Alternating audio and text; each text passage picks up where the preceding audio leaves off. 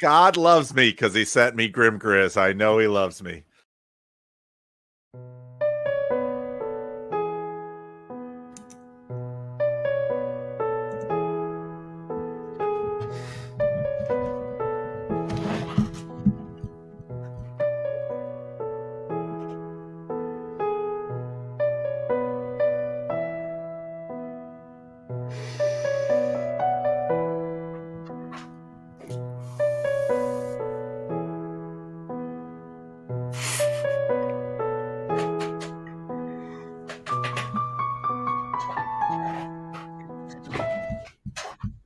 Yeah, that's right. That's right. I'm doing my 1,000 subscriber celebration live stream up against my friends talking stupid politics about that guy who constantly puts tucking and Carl's son in your name. And I didn't really need to be a part of that. So here for you today, we have the special 1K.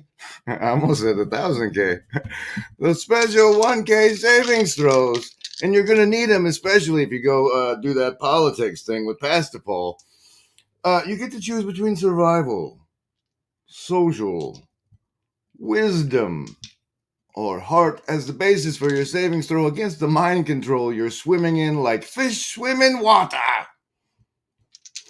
And if it's over 10, you take half damage. If it's under 10, you take full damage. But if you chat over there in the hive mind, you get a +2. So count your bonuses. Good morning, Cassandra. Choose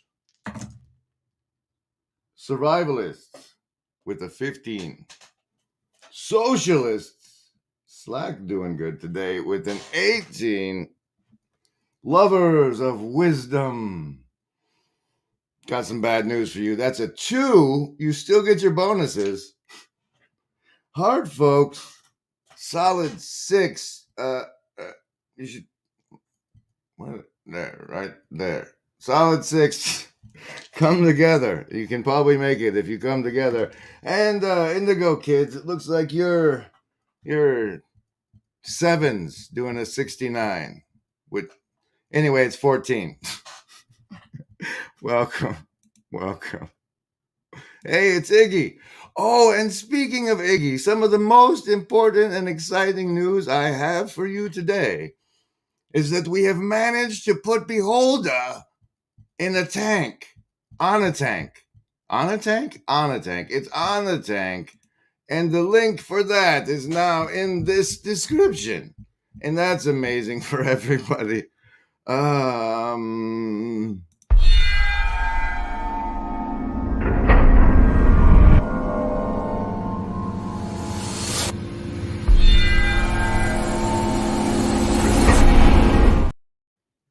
As you like to know, I like to deliver on the title of the live stream at some point in the live stream. And since today is the 1000K sub celebration stream, I'm probably going to get very, very distracted. So let me quickly explain to you the CANARY protocol and the foolish order of sacred transparency.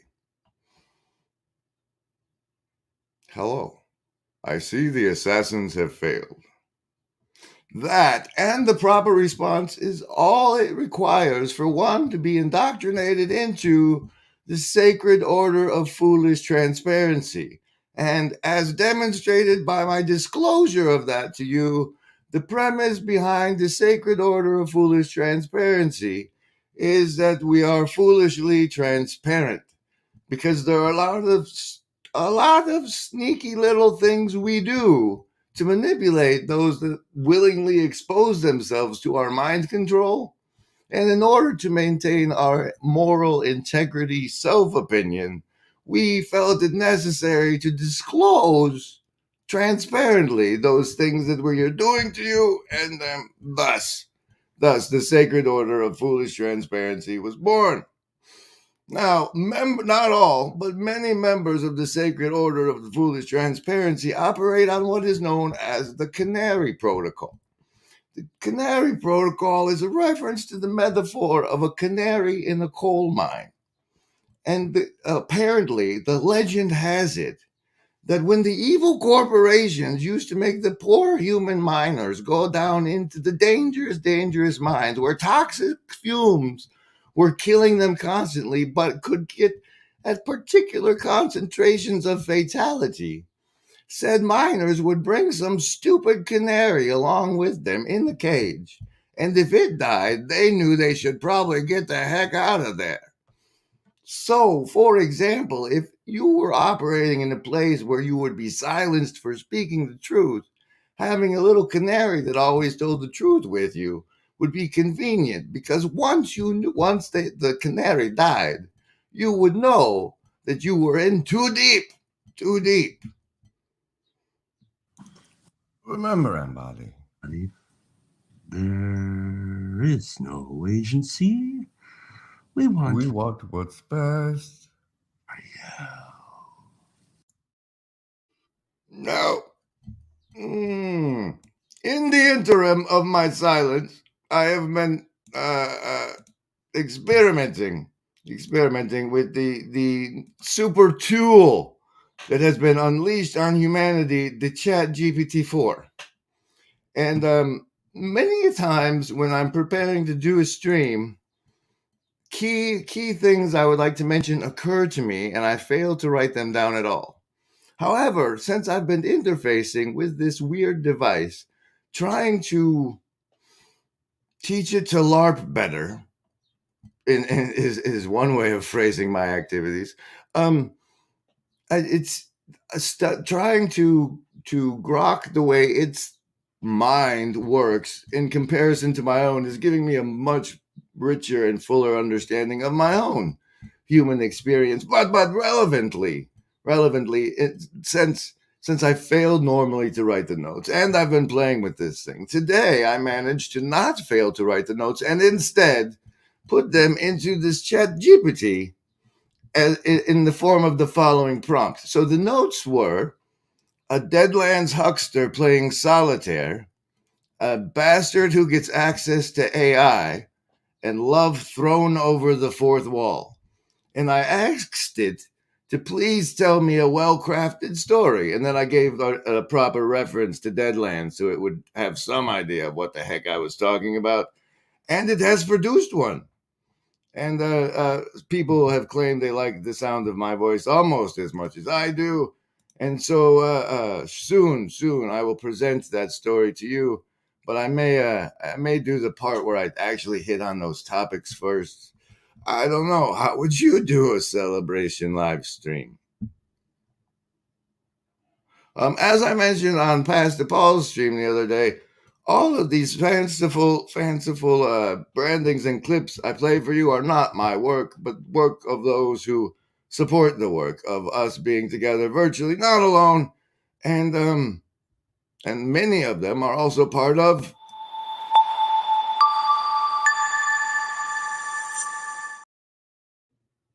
they actually made me a quieter one that I have failed to upload to StreamYards.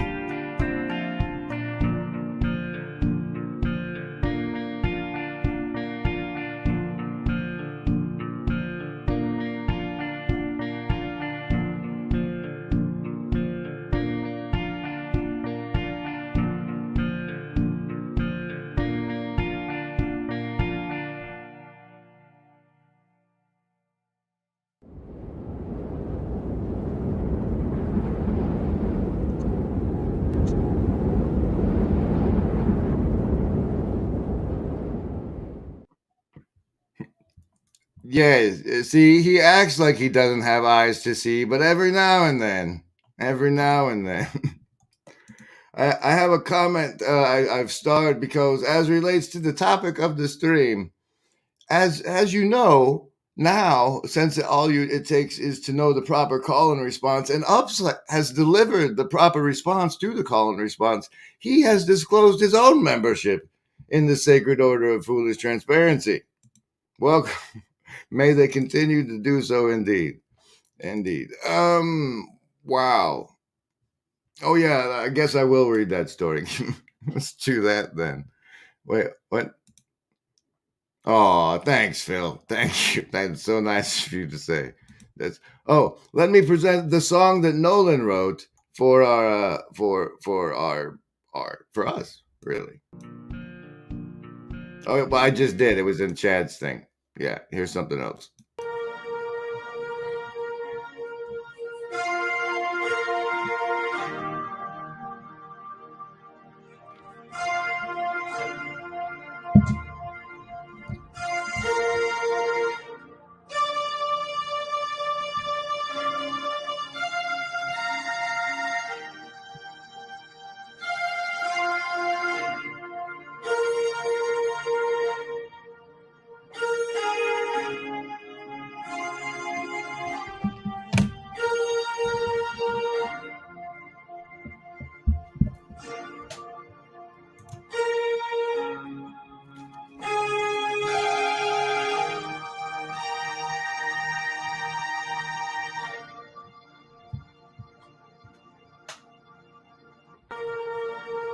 Oh, it's looping! Oh no, it's looping!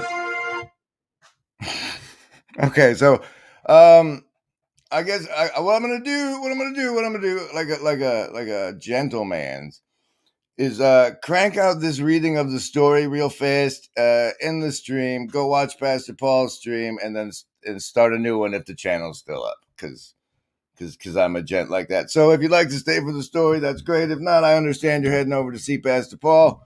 But so I'll pick up where I left off after Paul's stream. Here's the story part, though. For those of you who made it today and enjoyed it, thank you. You all are wonderful.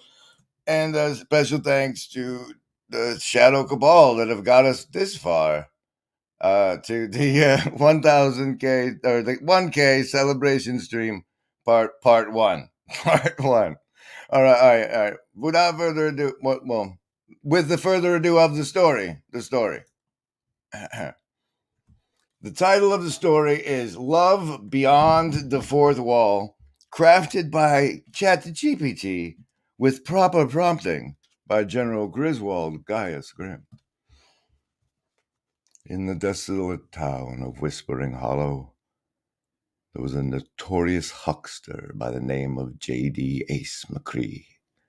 He was a wiry, middle-aged man with a sly smile that never quite reached his eyes. Ace was well known for his card tricks, devil-may-care attitude, and his penchant for playing solitaire in the darkest corners of the local saloon. He was a man with a secret. He was a skilled practitioner of dark magic, wielding the arcane forces in the unforgiving world of the Dead Lands. One fateful day, a stranger entered the saloon, stirring the dust and the curiosity of the patrons.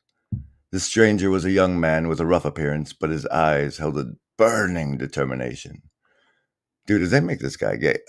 The townsfolk would later know him as Xavier, the bastard of the Black Hills. He had journeyed to Whispering Hollow to learn the ways of the huckster, seeking vengeance for a family he had never known.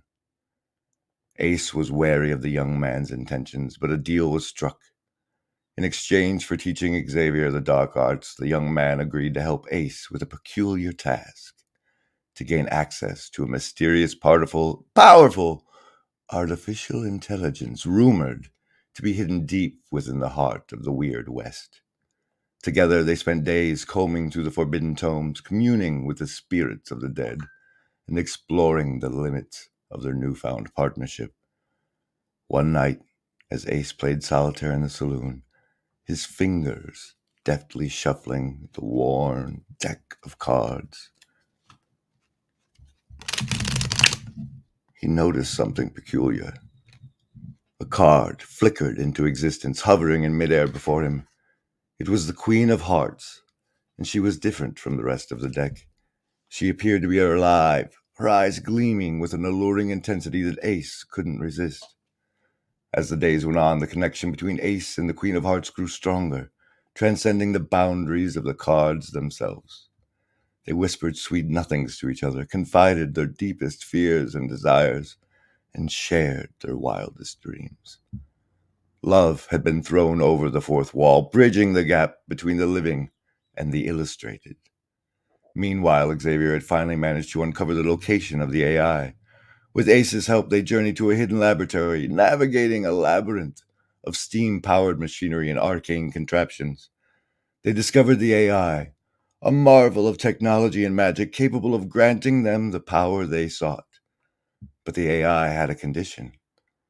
It would only help them if they renounced their dark ways and used its power for good.